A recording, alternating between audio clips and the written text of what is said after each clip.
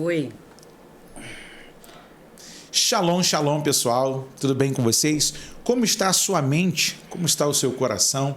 Hoje, Falando de Bíblia, recebe para um bate-papo a doutora Fátima Melo, psicanalista, e que vai falar sobre essa questão de como identificar a depressão, sintomas dos quais a gente muitas vezes tem medo de conversar, de falar. E é um prazer aqui, com Falando de Bíblia, nos solidarizarmos com a causa do Setembro Amarelo. E rogamos a Deus que esse programa seja também um alento para muitas e muitas pessoas. Pastora Fátima, muito bem-vinda. Amém, graças e paz, boa tarde, né? A gente está aqui mais uma vez, é prazeroso estar aqui. E assim, pastor, esse tema, né, ele chama atenção, né? Porque o Setembro Amarelo, ele tem um histórico. Por que surgiu esse lema? Então, assim, que a gente possa trabalhar, né, de forma bem construtiva, né, e que através desse bate-papo, né, a gente possa incutir na mente de muita gente a necessidade de pedir socorro, né? Verdade. Então, gente, esse é o nosso Falando de Bíblia junto à causa do Setembro Amarelo. Eu tenho aqui uma psicanalista para um bate-papo e eu quero abrir o nosso bate-papo lendo um texto bíblico na carta de Paulo aos Romanos, no capítulo de número 12, no verso de número 2. E não vos conformeis com este mundo, mas transformai-vos pela renovação do vosso entendimento, para que experimenteis qual seja a boa, agradável e perfeita vontade de Deus. O verso, parte mais forte que me chama a atenção é: transformai-vos pela renovação do vosso entendimento. E Paulo usa uma palavrinha aqui grega chamada metanoia, não é verdade? E aí eu começo o nosso bate-papo perguntando para a doutora Fátima quais são os sintomas de alguém que está passando por uma depressão ou pela síndrome do pânico. Como é que a gente identifica isso, doutora? Então, a depressão, a gente tem que tomar muito cuidado com isso, porque às vezes a pessoa está com baixa autoestima, né? E aí com uma tristeza profunda, e a pessoa assimila a depressão. A depressão é uma fase que todo o mundo pode viver, né? E ela surge através de um trauma, através de uma perda, né? Através de uma decepção amorosa. Então, as pessoas precisam entender o que é depressão. É um transtorno mental. Sim. Né? E aí o que acontece? Quando você se perceber uma tristeza profunda, você não tem mais vontade de cumprir nenhuma atividade, né, do dia ou da sua vida, quando você quer ficar trancado dentro de um ambiente só ali, você começa a criar o seu mundo. Não quero mais comer, eu como em excesso, eu não quero mais sair, né? Chega o ápice, eu não quero tomar banho, eu não quero escovar dentes. Quando você chega a isso, é porque você está sofrendo de uma depressão, né? E aí, sim, eu ouço muito assim lá no consultório, doutora, a pessoa que ela está no processo de depressão, ela sabe?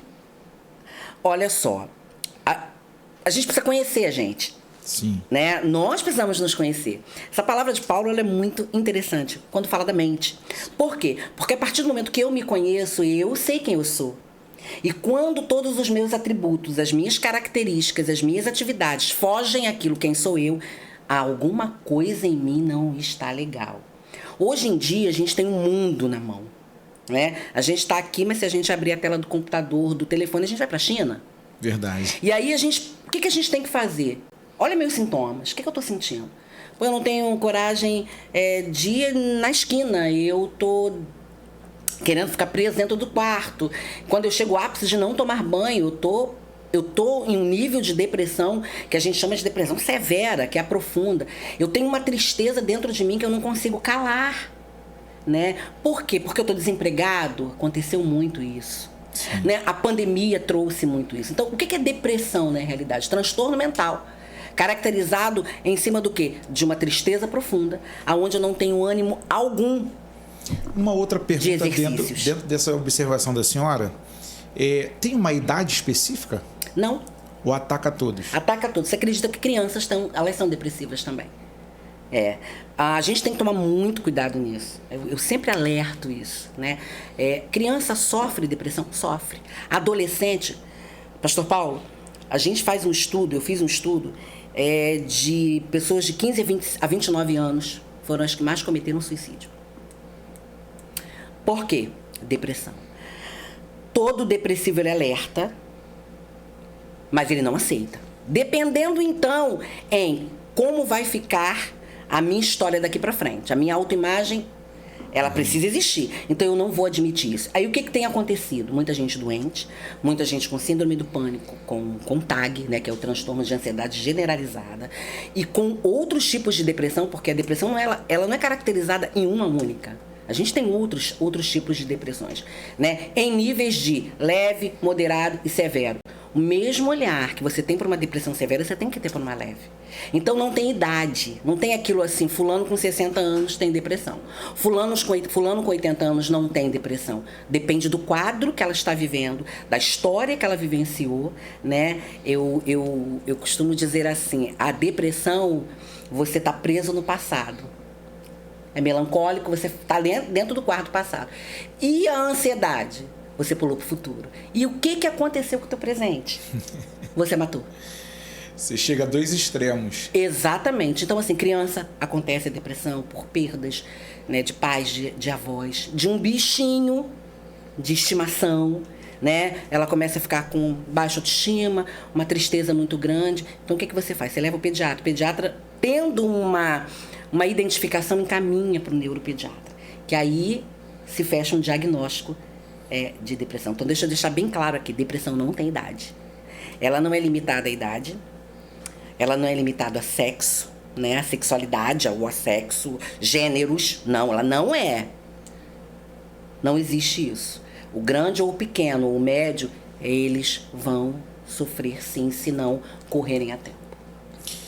Ou seja, se é gente, se é pessoa, ela pode atacar e atacar com força.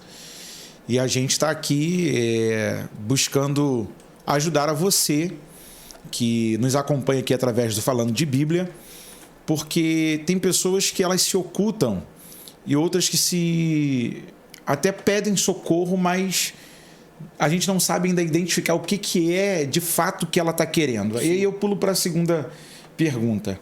O que em quais casos você entende que aquilo é depressão e aquilo é uma opressão maligna? Tem como a gente identificar? Então, tem. Né? Como eu falei há pouco tempo, agora que a gente está conversando, a depressão tem que ter muito cuidado para ela não ser confundida, né, com baixa autoestima. E aí você me fez essa pergunta, depressão e opressão, o que difere? Né? A depressão, profunda tristeza. A opressão é algo que te oprime. É como se você estivesse sentindo um esmagamento no peito. Né? Eu conheço um relato de uma senhora que ela dizia assim, eu acordo de madrugada, parece que alguém tá me esmagando, eu perco o ar, né? Isso era uma opressão, né, que não foi tratada, se tornou, pelo fato dela acordar muito de madrugada, muito agitada, e ela sentindo essa dor no peito e muita falta de ar, foi diagnosticada com ansiedade, mas era uma opressão maligna, né? A gente tem que ser bem entendível nisso. O mundo espiritual permeia o tempo inteiro.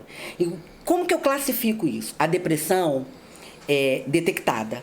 Você entra com remédio e com orações, né?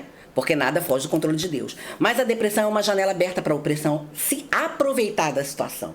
Entendeu? Perfeito. Eu abro as janelas. Quem dá o indício sou eu.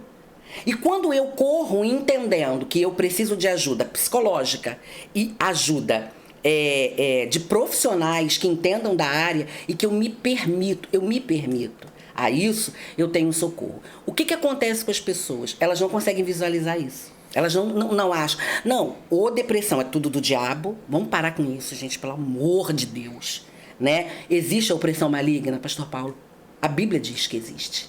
Então, quem sou eu para dizer que não? Pedro vai dizer que ele fica ao nosso derredor. E o tempo inteiro. Bramando como um leão, buscando a quem possa tragar. Isso, entendeu? Então, quando a depressão aparece, é uma janela aberta. Eu abri, a janela está aberta, eu estou vulnerável, eu estou fragilizado, eu estou com uma tristeza profunda. Eu costumo de falar isso. É um buraco negro. E aí, o lado espiritual, o opressor, ele vem e ele se apodera disso. Então, assim, a opressão no lado da psicanálise, ela é conhecida como espremer o peito, né? Pessoas que sofrem opressões assim são pessoas que são vítimas de bullying, né? E de outros tipos de problemas que elas vivem fora da nossa sociedade, né, como normal, e elas sofrem esses problemas, né?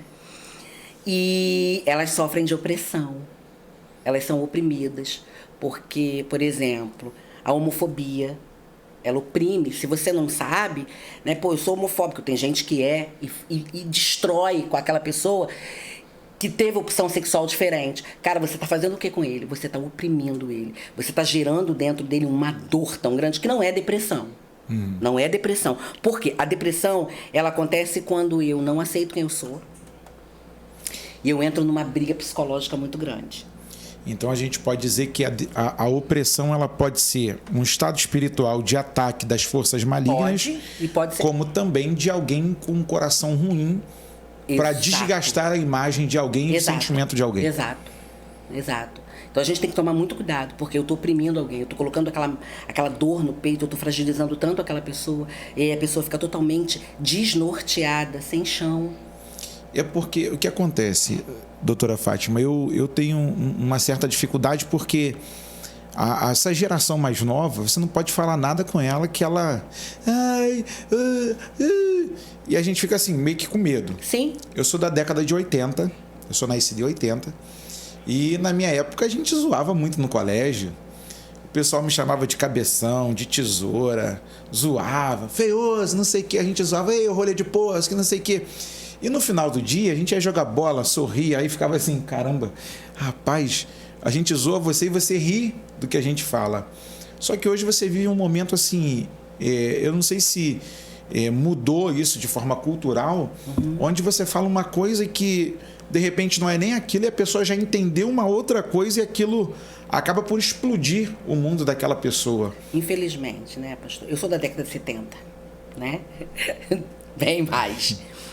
E há duas teorias para essa situação. Eu consigo enxergar essas duas teorias, né? Uma é que nós, dessa época, nós somos muito mais fortes. Fato, né? Pode observar em algumas situações. Só que a gente não quis repetir isso. Por quê? Porque infelizmente, vivíamos num espaço e numa época em que o narcisismo era muito grande. Então, existem mães narcisistas, né? Existem. E o que a filha de uma mãe narcisista quer produzir? Eu não quero ser narcisista quando eu percebo que sou. Quando eu entendo. Quando eu não entendo, eu faço reproduções do que eu vivi. Quando eu entendo, o que eu faço? Não, vou fazer diferente. Verdade. E aí, eu me torno uma pessoa extremamente liberal em algumas situações. Porque, assim, é muito complicado no dia de hoje, como você falou assim, por que essa geração é tão mimizenta? Toda doida. Por quê? A superproteção de não fazer uma repetição do que eu tive no passado. Eu vou fazer uma outra história. Mas até que ponto eu estou fazendo essa história? Né? Parte dessa culpa é o que a psicologia ensina o pai severo. Exato. Oh, meu Deus, agora vai ter até saudade do meu velho pai. Exato, e o do meu. Que ele falava assim pra gente: não aceito vocês acordando depois das 8 horas da manhã, tem que acordar cedo, criança. Ou então, eu vou cuspir aqui, tu vai lá comprar o pão rapidinho, antes de secar, eu quero você em casa. E a gente ia naquela, né? Vou ter que fazer aquilo. Euforia. Aí, no lugar do pão, trazia sabão e trocava tudo. Aí chegava em casa, eu te pedi isso. Aí a gente falava assim, aí olhava pro cuspe no chão. E esses trocadilhos criaram gatilhos em algumas pessoas de agilidade, já em outras travaram. Exatamente. Aí você chegou no ponto que eu tô falando dessas duas vertentes. Nos criou muito forte e hoje a gente não faz repetições. Uma. E outra, trouxe muitas pessoas doentes também. Infelizmente. Por quê? Porque tem muita gente que vai... É o que eu falei. A porta da depressão, o quarto da depressão, ou da síndrome do pânico, ou da ansiedade, ela existe. Existe aquele quarto. Né? Cabe a mim ficar nele ou fechar a porta. Não jogar a chave fora. Eu sempre digo isso. Não joga a chave fora, não. Você tem que ter ciência que você não faz mais parte daquele mundo. Então, a chave estando ali ou não estando, você não vai mais abrir a porta. Né? E aí... O que acontece hoje? Essas pessoas mais antigas, umas se liberaram, beleza, eu consigo, né? Eu não tive traumas nenhum. Outras não. Recebiam aquela correção como traumas. E aquilo traumatizou ao ponto de que hoje, né, uma pessoa com 50, 55, 40, sei lá, anos, ela sofre de algum tipo de transtorno. É complexo, mas quando a gente para entender, por isso que eu consigo. Eu consigo ver os dois lados e entender os dois lados, né? Um não quer repetir e o outro tomou trauma pelo que viveu. Então, vamos amenizar a situação. Porque tem pai que diz assim, não, na minha época eu não tinha esse mole não, então vou fazer com você assim também. Exatamente. E a mamãe falava muito isso, né?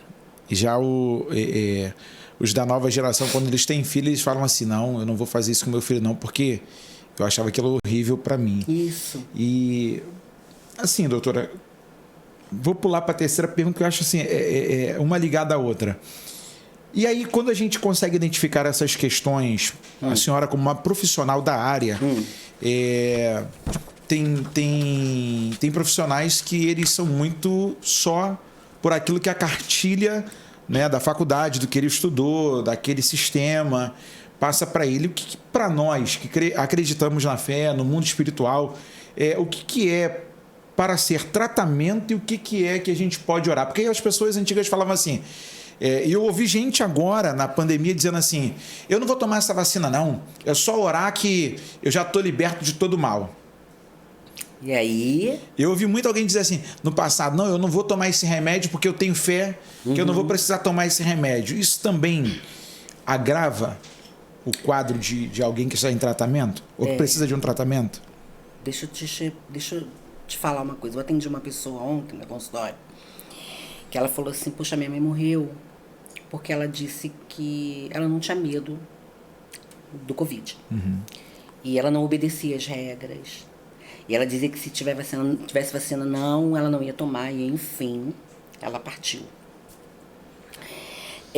O que é para oração e o que é para remédio? Os dois. Eu vejo dessa forma. Mas eu entendo que, para se tratar a depressão, existem 3 requisitos muito importantes. Que é esses 3 pontos. Médico, né? Que é o remédio, tá? Pelo médico, né? Remédio, terapia e fé.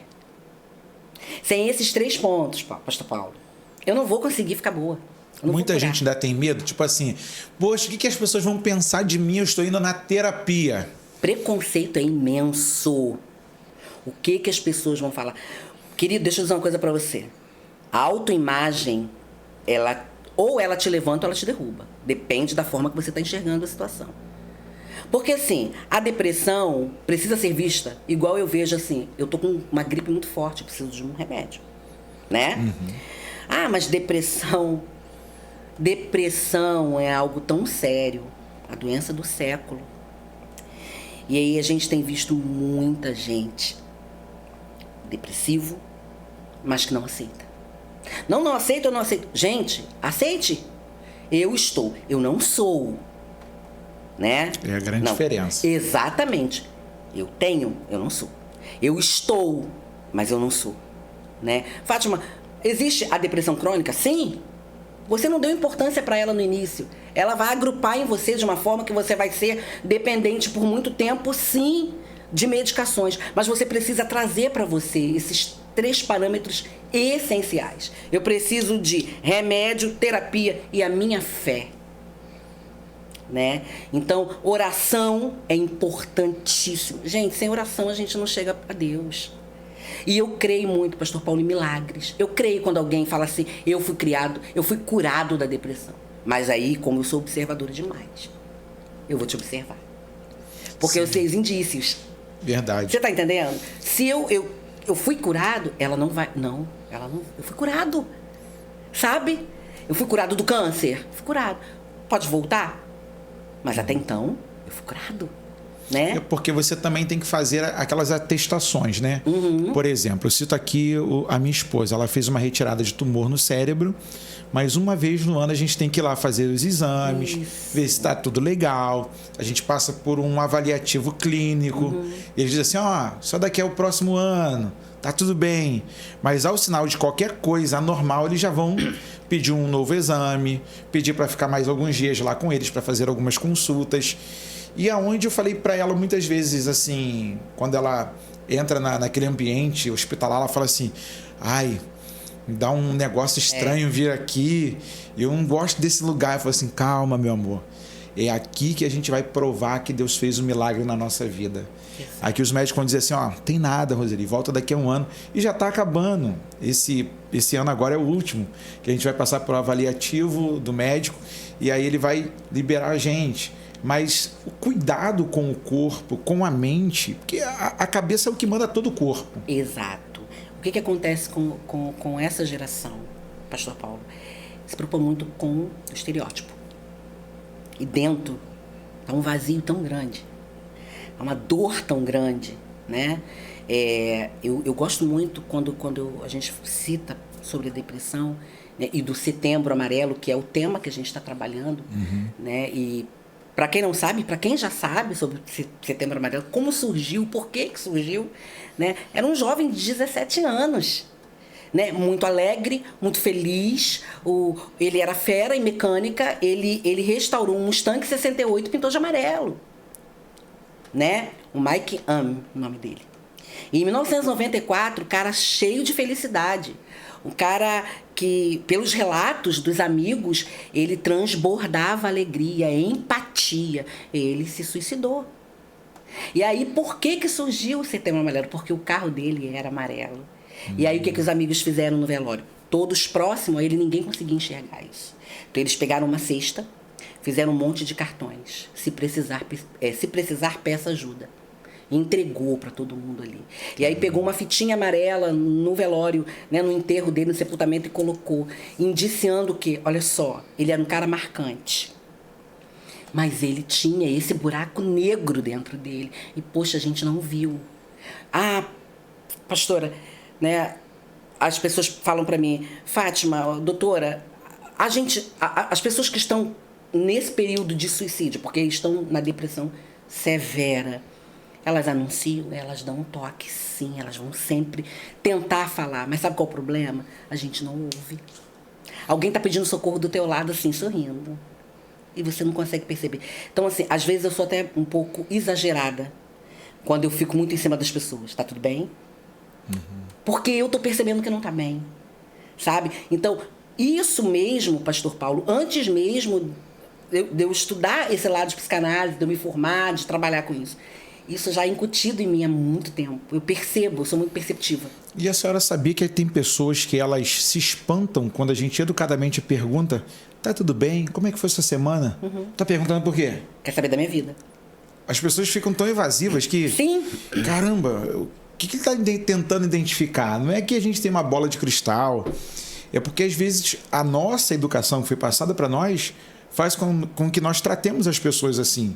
Eu acho muito interessante quando a pessoa me encontra na rua. Ei, cara, como é que você tá? Como é que tá a família? Pô, tá tudo bem. Aí você conta uma coisa e outra que você fez, um projeto que você tá desenhando e tal. E quando você pergunta para a pessoa, ela fala assim, cara, que empolgação é essa? Isso. Poxa, é impressionante. Você não muda essas coisas assim. E por um tempo... Assim, doutora, eu me refugiei muito em algumas questões de uma perda que eu tive. Vou abrir meu coração aqui. Vou fazer igual o pastor Cláudio Gama, que tem um livro chamado Abrindo o Coração para Não Morrer do Coração. Eu perdi uma irmã no dia 2 de janeiro de 1995. Na cena de onde ela tombou, era um suicídio.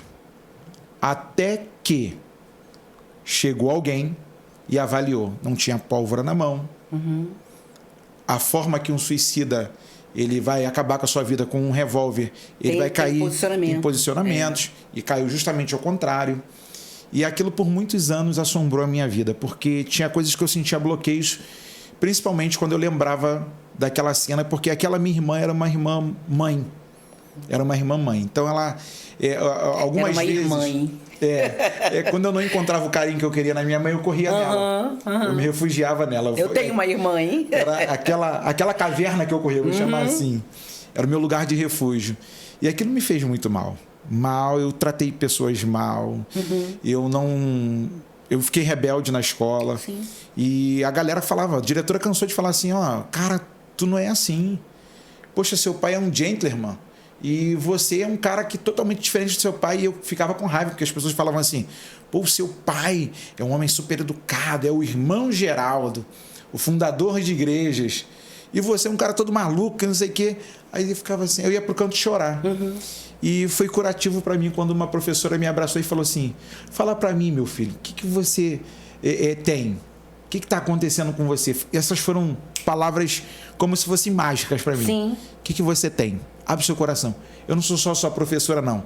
Eu sou sua instrutora da vida, eu sou como uma mãe, porque eu estou aqui uma boa parte do seu tempo lecionando para você. E eu comecei a desabafar com a professora. Joguei para fora, ela ficou com um olhão desse tamanho. E eu lembro que eu falei assim, olha, professora, muito obrigado. Dei um abraço. Todos os dias, quando eu a via no colégio, eu queria levar um bombonzinho, eu queria levar e falar, tá tudo bem, tô melhor. E as outras professoras falaram assim, como que ele mudou? E aí foi quando eu comecei a voltar para a fé, que até então eu estava afastado. Mas foi um bloqueio muito grande. E o que aconteceu, Pastor Paulo? Nesse seu caso, né? Você está falando e automaticamente a minha mente ela vai trabalhando. E o seu inconsciente encontrou, ele emitiu para você, sabe o quê? É como se você estivesse transferindo aquele sentimento que você tinha pela sua irmã, por essa professora. Você viu as características, alguma coisa me lembra, alguma coisa ligada a ela. Sim. Né? O cuidado de chegar para mim, fala o que você tem. Sabe? Tipo assim, senta aqui. Senta aqui. Você reportou, então você se abriu. Então quando a gente faz essa reportagem, a gente sente segurança. O que estava faltando? Segurança, afeto, cuidado. E eu acredito também, sabe, doutora Fátima, a questão do seguinte, às vezes as pessoas acham assim, eu sou membro de uma igreja, o que eu vou contar para o meu pastor? Como é que meu pastor vai me enxergar? Como é que... E principalmente quando é um cara de liderança, ou uma pessoa de liderança, seja masculina ou feminina, e ela fala assim, eu não estou conseguindo manter, né?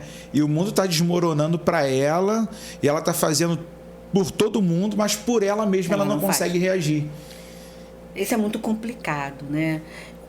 Justamente a gente vai falar de novo a autoimagem, né? Foi o que a pessoa que eu vou atender falou, mas como é que você vai me ver daqui para frente, né? Da mesma forma. E eu acho que mais louvável, porque você entendeu que você precisa de ajuda. E isso me cativa, sabe? Me cativa. Tem uma narrativa bíblica que me chama muito, muito atenção. Primeiro livro dos Reis, capítulo 19, diz que Elias entrou numa caverna. O camarada viu o fogo descer, os profetas de Baal serem consumidos. O cara agitou a nação. Aí, de repente, uma mulher o ameaça. Amanhã eu quero a cabeça desse cara na bandeja aqui para mim e eu vou fazer com ele o que ele fez com meus profetas. Eu vou matá-lo. E Elias corre, vai para a caverna. Eu já ouvi muita gente pregar sobre Elias estar depressivo. A senhora avalia mais ou menos igual ou ele foi zeloso de fato, como ele está dizendo no texto, tipo assim, se eu fico e morro, de que adiantou aquele meu desafio todo? De conclamar a nação para voltar ao altar do Senhor. Ou ele estava velando só pela sua imagem ou ainda pela imagem do Senhor? Porque é difícil para mim, não pela figura do que ele foi reportado como um profeta. Eu sei que, como ser humano, todos nós temos debilidades. Mas as pessoas são tão incisivas. Não, porque o Elias estava com depressão. E eu poderia dizer que Jesus, humanamente falando, na agonia da cruz, passa por períodos de depressão. Sim. Não é? Como homem.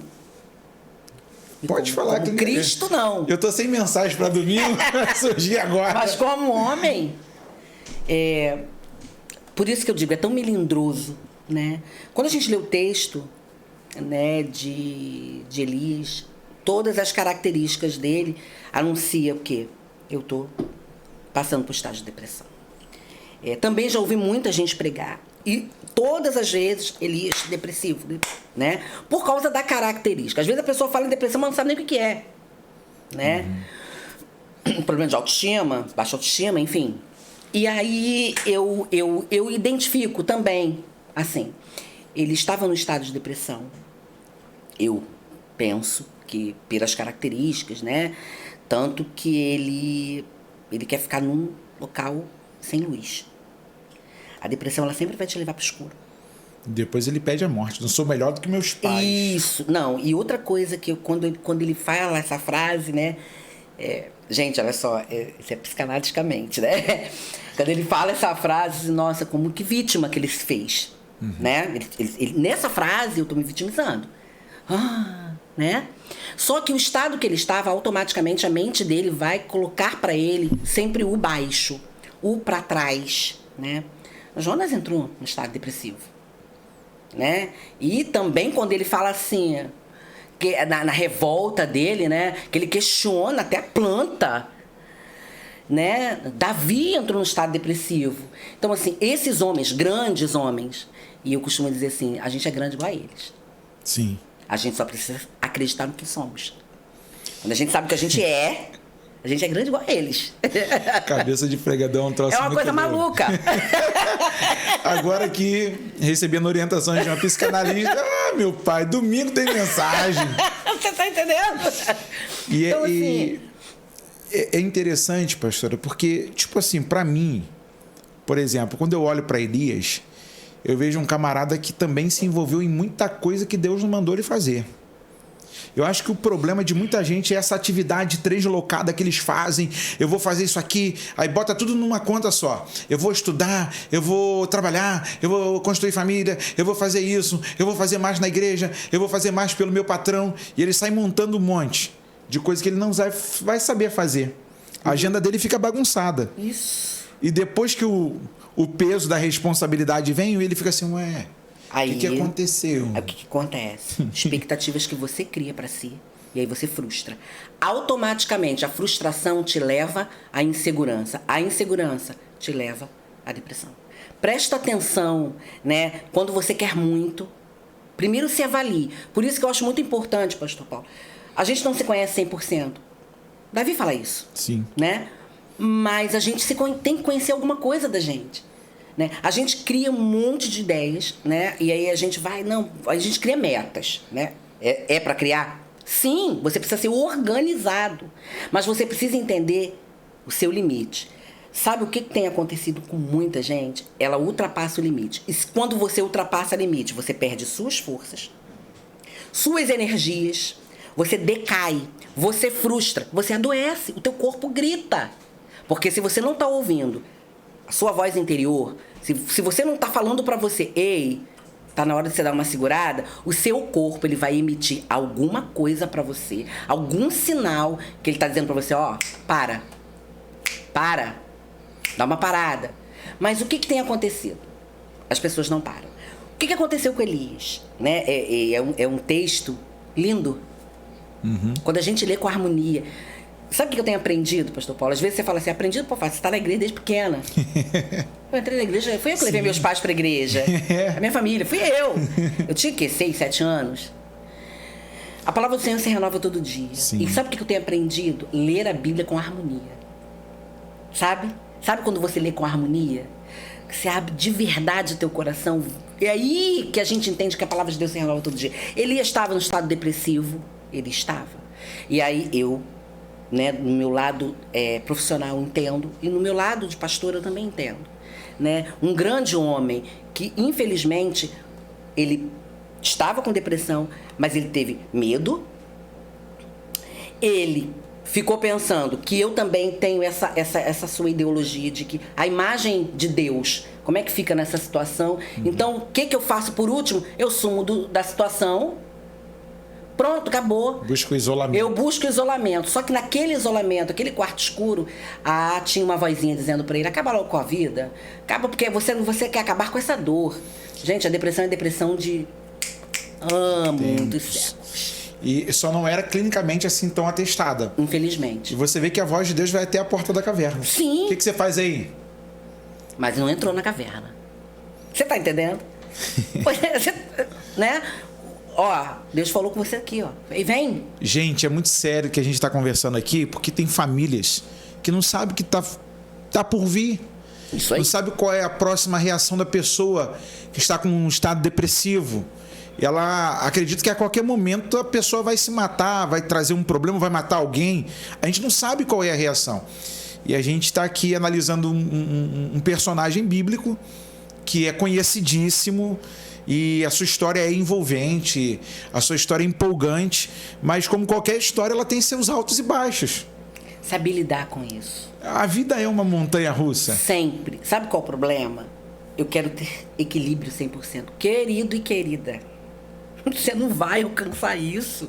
Não existe o 100%. Nós somos seres humanos, né? Com sentimentos.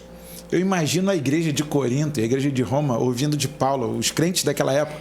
O que eu quero fazer, eu não faço. Mas o mal que está dentro de mim, caramba. Pastor Paulo, eu vou falar algo aqui que eu falo sempre nos meus pacientes. E eu falo para eles assim, ó, não se assusta com o que eu vou te falar, não. E eu quero até pedir para as pessoas, quando virem essa entrevista, não se assusta, não. Tem gente que vai de boa, né? O meu supervisor, quando eu falei isso para ele falou assim, pelo amor de Deus, Fátima, vem para cá, vem aqui para Goiás, vem para cá, vem dizer isso para esse povo daqui. Porque eu digo assim, e é tão simples, mas é tão real. Eu tenho aqui dentro anjos e demônios. Pastora? Sim. Sim. Eu tenho. Eles ficam aqui. Quando eu abro a porta, do que eu tô abrindo mais a porta? Dos meus demônios? Ué, por que eu tenho que fazer as minhas transferências de escolhas? Como assim? Eu tenho que assumir quem eu sou. Eu tenho que saber qual é a minha personalidade e qual o temperamento que rege ela. Eu tenho que aprender a fechar essas portas. Então eu tenho sim, o bem e o mal. Ué, sim. É o bem e o mal, que a gente chama de anjos e demônios. E estão aqui. Quem eu tenho ouvido mais? Quem eu tenho deixado tomar conta de mim? Por que eu tenho feito isso? Né? E aí, quando eu falo isso, pastor, as pessoas se chocam. Eu sei que vão me chocar aí. Não, mas tem problema não. Mas é um laudo clínico que a senhora está mostrando pra gente. Sim. Sabe quem falou isso pra mim na minha adolescência, só que de uma outra forma? O doutor Nilson do Amaral Fanini, grande pastor Nilson do Amaral Fanini. Ele dizia que a mente é o maior campo de batalha. Nós estávamos dentro de um retiro de embaixadores do rei, promovido pela Igreja Batista, pela qual eu fui nascido e criado. Hoje eu estou assembleano, minha esposa diz que eu sou assembleano paraguai, e deve ser por causa dessa essência batista dentro de mim. E eu lembro que num acampamento, ele, com adolescentes, ele falou assim, olha, vocês precisam lutarem aqui. Aí eu falei, o que esse cara está querendo? E ele era doutor no Exército Brasileiro, servia, né, a pátria como doutor. E como médico ele falou, olha, se você não estiver bem aqui, o seu corpo vai ser fraco. Eu falei, opa. Aí eu lembrei de Romanos 12, a renovação do entendimento. Porque nós estamos em Setembro Amarelo, mas daqui a pouco é Outubro Rosa. Isso.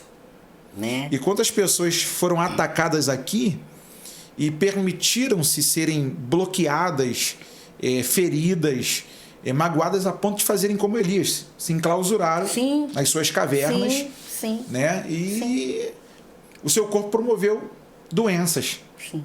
Estou errado? Tá não, certo? você está certíssimo. A gente tem que tomar cuidado com isso, né? Eu gosto sempre de falar isso. Gente, vamos tomar cuidado com isso. Ó, a gente está no mês de Setembro Amarelo, que a gente fala sobre o suicídio, né? E aí eu te expliquei por que surgiu. Isso. Né? Aí a gente pula para Outubro Rosa, que já é sexta-feira. Sim. Doenças, se você observar, elas estão interligadas. Porque muita gente com câncer, ela tenta o suicídio, tá? Sim. Né? E como o Outubro Rosa cita muito, né, o câncer de mama, mais voltado para o lado da mulher, nós mulheres precisamos desses cuidados. A gente precisa nos conhecer. Novamente, eu vou colocar essa frase, a gente precisa se conhecer, a gente precisa saber quem é a gente, o que tem na gente, o nosso corpo. E haver, como o senhor falou, o cuidado da mente. O que tem acontecido? A gente cuida do corpo, mas não cuida da mente. O que vem me nutrindo vai me adoecendo dependendo do que vem. E dentro do meu corpo, as minhas células, elas vão progredindo. Sim. E aí elas vão se manifestar de alguma forma. Se eu tenho uma tendência, porque também existe a hereditariedade, né? Se eu tenho essa tendência, eu tenho que tomar muito cuidado, porque pode desenvolver em mim um tipo de doença.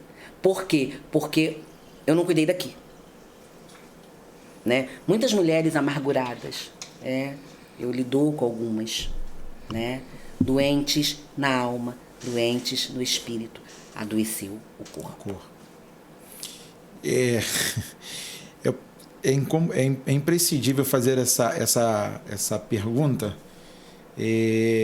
Qual a importância da igreja e da família, tanto para quem quer combater a depressão, né, para não chegar às vias de fato do suicídio, e também para não continuar promovendo doenças no corpo?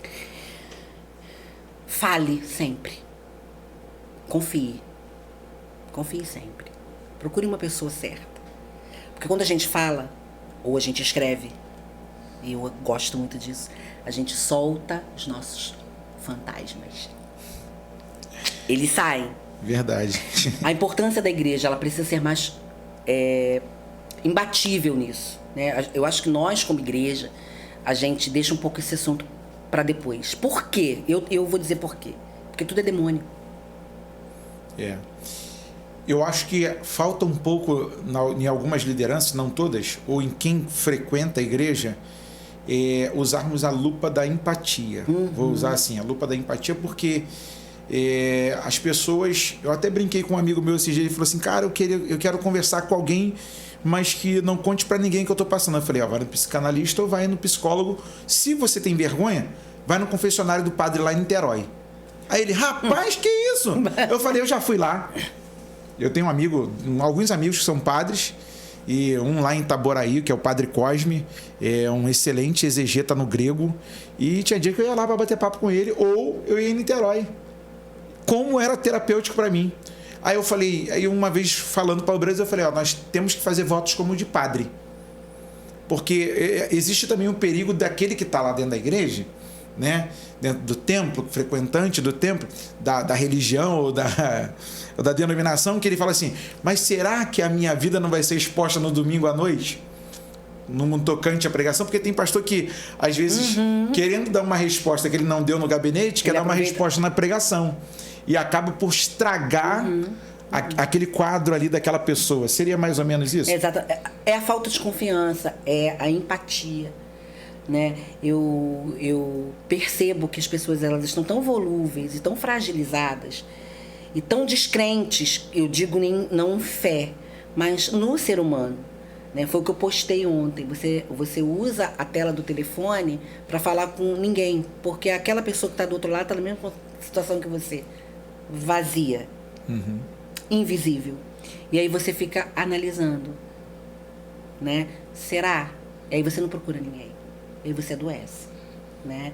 Esse lado de empatia é muito interessante, porque é uma palavra dita, todo mundo gosta de falar, mas ninguém vivencia. De verdade, a gente não vivencia isso. A gente não senta na cadeira do outro de verdade, né? A gente diz que senta, mas a gente não senta.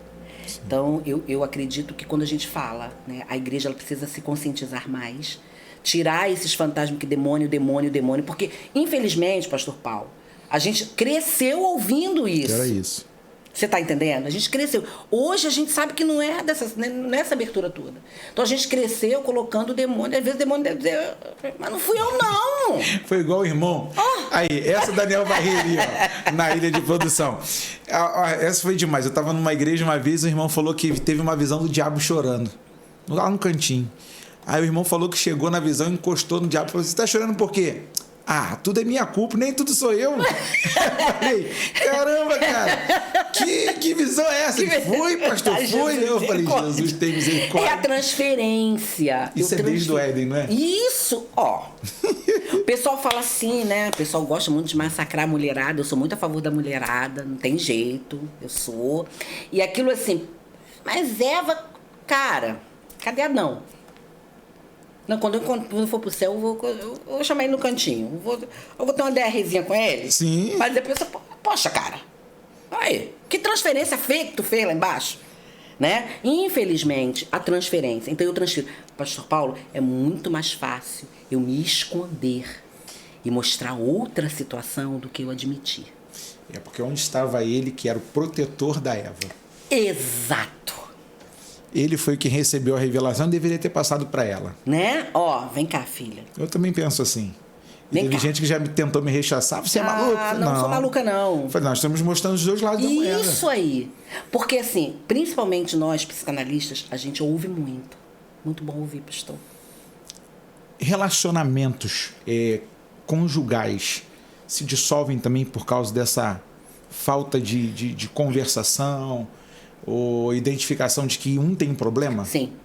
Porque o que acontece? Existem casais que a gente sabe dos temperamentos e a gente conhece, né?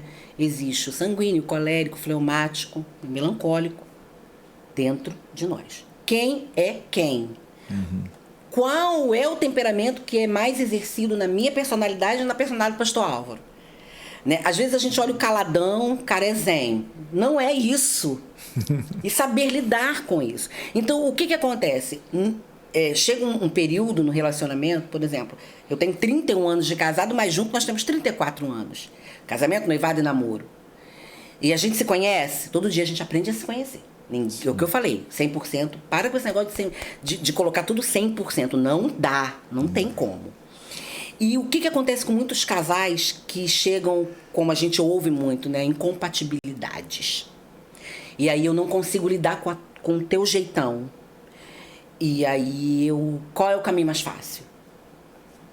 Abre fora. Vamos embora. Esse é o caminho mais fácil. É o mais curto também. Porque eu só boto minhas coisas na mala e abro a porta e vou embora. Mas ao colocar as coisas na mala, o que eu estou colocando ali dentro? Eu estou colocando vida. E eu estou fechando a mala. Eu estou matando. Então o que acontece? Eu preciso aprender a lidar primeiro comigo para lidar com você. Claro que eu não estou falando de abusos. Né? Isso já é o extremo. Lembrando sempre que eu acredito na transformação humana. Sim. Né? Eu acredito que a pessoa viveu um período de abuso, mas eu quero mudar. Porque tem mulheres que não dão chance também. A gente bate muito nos homens. Eu também defendo muito as mulheres, mas também eu vou te falar.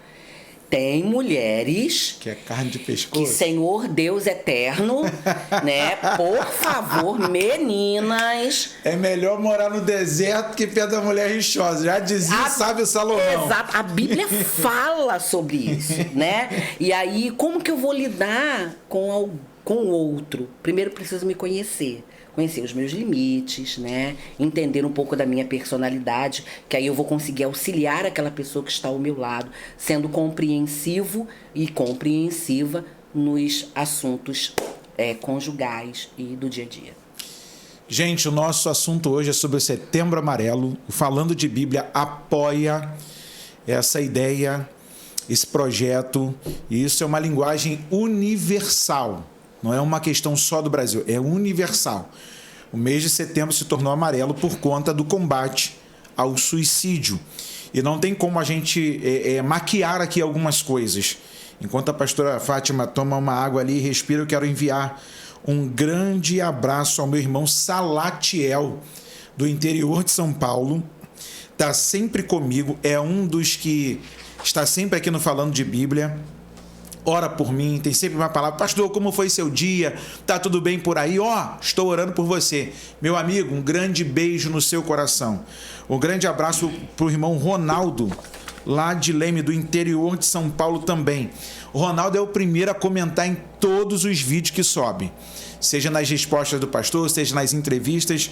O pastor Ronaldo é assim, eu tô doido que ele venha no Rio de Janeiro, que eu quero colocar ele ali sentadinho, onde está a nossa convidada de hoje, e mandar um abraço também para a Michele, da Prime Sushi, que é uma grande amiga, uma intercessora, o Wagner, aos meus amigos aqui da Efraim, Marquinhos e a doutora Fabiana, beijão no coração de vocês, meu irmão da Morada do Açaí, que é o Sarandi, Anderson Sarandi, e a sua esposa, o meu amigo Wagner, da D Martins, que é o Bolos e Torta. O Sarandi aí.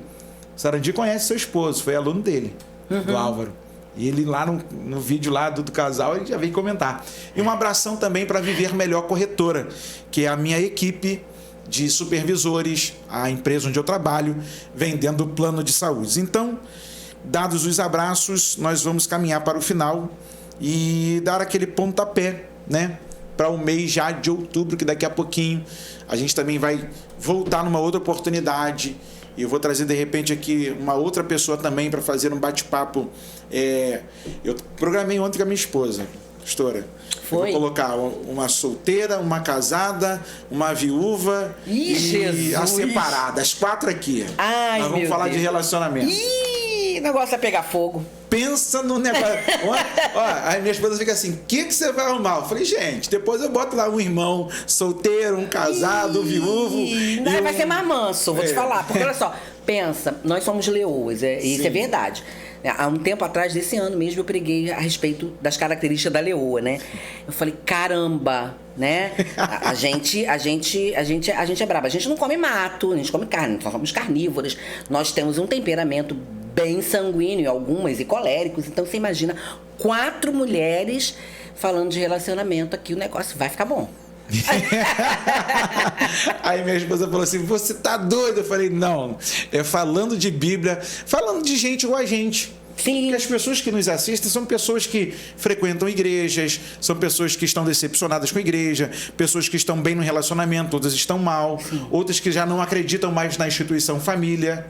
Sim. A gente vê gente de todos os tipos e de todas as áreas, né? E assim, é bem engraçado porque, por exemplo, eu trago aqui um reverendo Felipe, que é da presbiteriana, eu trago a senhora, eu sou assembleiano, e a gente tem uma boa convivência. Sim. E o irmão Salatiel é da Deus e Amor, lá do interior de São Paulo, e assim, eu tenho que me lidar com todo mundo, me colocar no lugar do outro. E uma das coisas que está gritante é que quando você chega perto de algumas pessoas, é sempre o mesmo assunto, relacionamentos. Ah, pastor, tá faltando seriedade nos meninos. Tem cara que é enrolado. E tem meninas que, por conta de uma coisinha que foi mal resolvida aqui, ela vai viver a sua trajetória numa montanha-russa maluca, isso, não acreditando em ninguém e batendo em todo mundo. Exatamente. E interessante, eu gosto muito de trabalhar casais, tá, pastor? De 2 em 2 meses, 3 em 3 meses, tem oficina de casais. Sábado agora vai ter 2 de outubro. 2 de outubro, é só chegar. Aí, aqui em São Gonçalo, perto da Praça do Mutuá. Isso aí, é só chegar. Qual horário lá? Nós marcamos para 19h30, mas no máximo chegando às 20 horas. Não vou deixar passar. Estou com um assunto muito interessante, né? Eu que vou ministrar com o pastor Álvaro, a gente está lá dividindo os assuntos. Um assunto bem atual, né? Que abraça hoje, né? A tecnologia dentro do relacionamento. E eu tô com umas imagens muito boas, né? Para passar para os casais, né? O número de pessoas lá no nosso grupo está aumentando. Eu gosto de trabalhar isso porque a gente tem que ter um alerta, né? Às vezes a gente alerta muito o homem, mas a mulher também não se alerta. Então a gente precisa acordar para isso. E o casal precisa entender isso. Então, sábado, 2 de outubro, né? Ministério Tempo de Vencer em Cristo, a partir das 20 horas. Avenida São Miguel, 1773, perto da Praça do Mutuá. A gente vai estar ali, ó.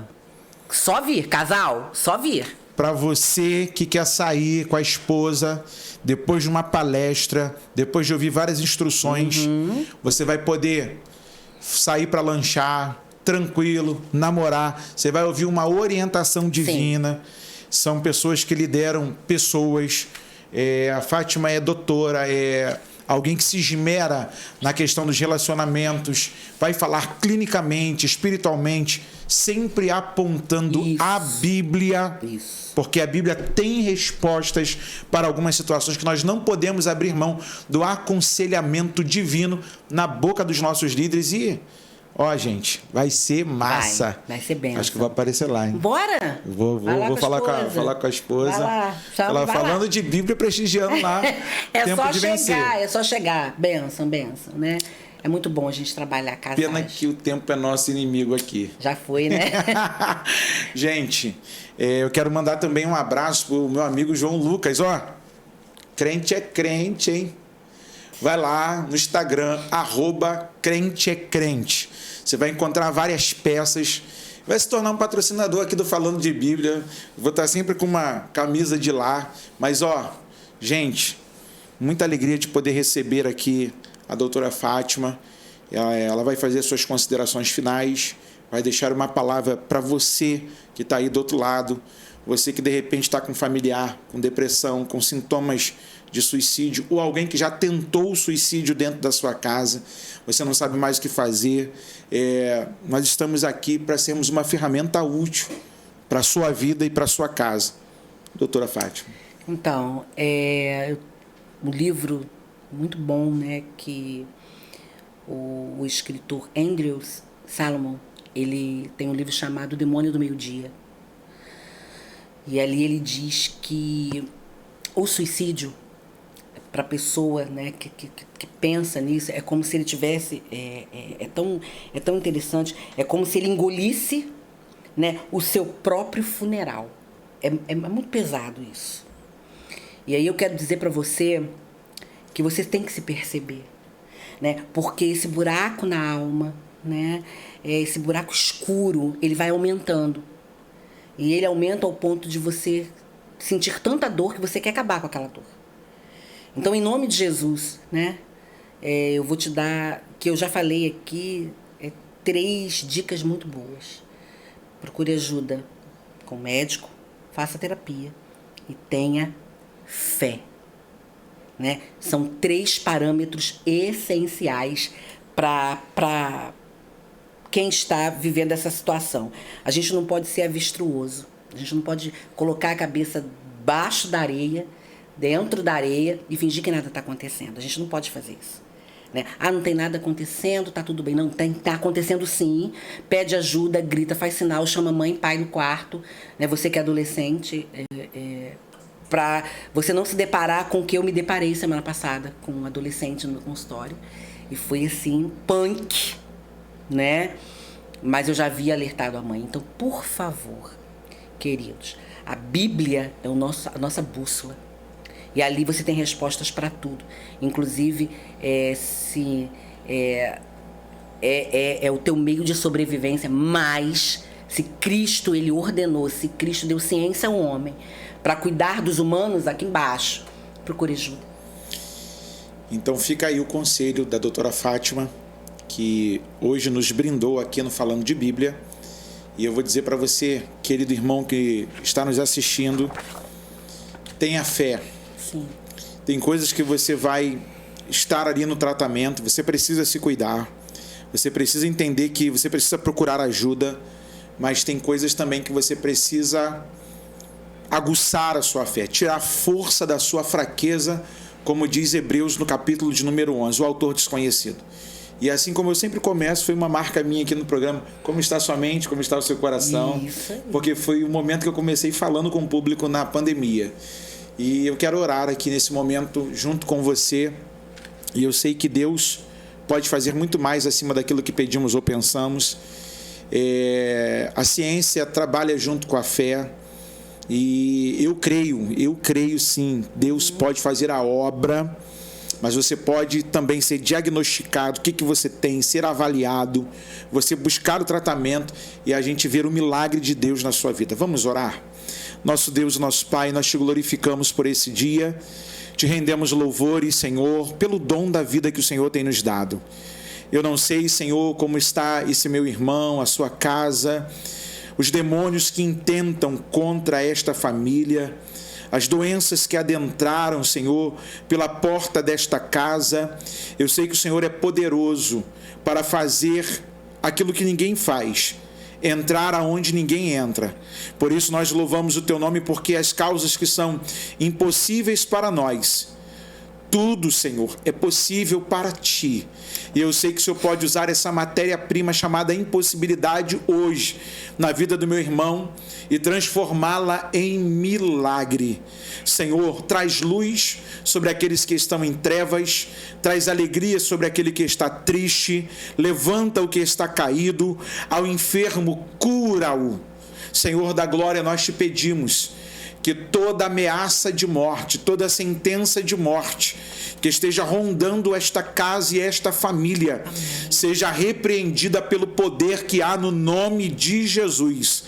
Senhor, nós cremos na eficácia do Teu poder, cremos na grandeza que há no nome de Jesus, o nome que está acima de todo nome, e por isso nós invocamos agora o poder deste nome, nós clamamos através do nome do Teu Filho Jesus Cristo, para que haja paz dentro dessa casa, para que haja harmonia no meio desta família, para que os muros de divisões caiam por terra, para que os empecilhos e embaraços sejam destruídos, aniquilados, reduzidos a nada, para o louvor da glória do nome de Jesus, e que esta casa seja restaurada, que essa família receba visitação celestial, e que eles possam cantar o hino da vitória, testemunhar o milagre de Deus no meio da sua família, dizendo que o Senhor trouxe a paz, colocou no lugar o que estava fora do lugar. Senhor querido, visita o Teu povo com saúde física, saúde espiritual, saúde emocional.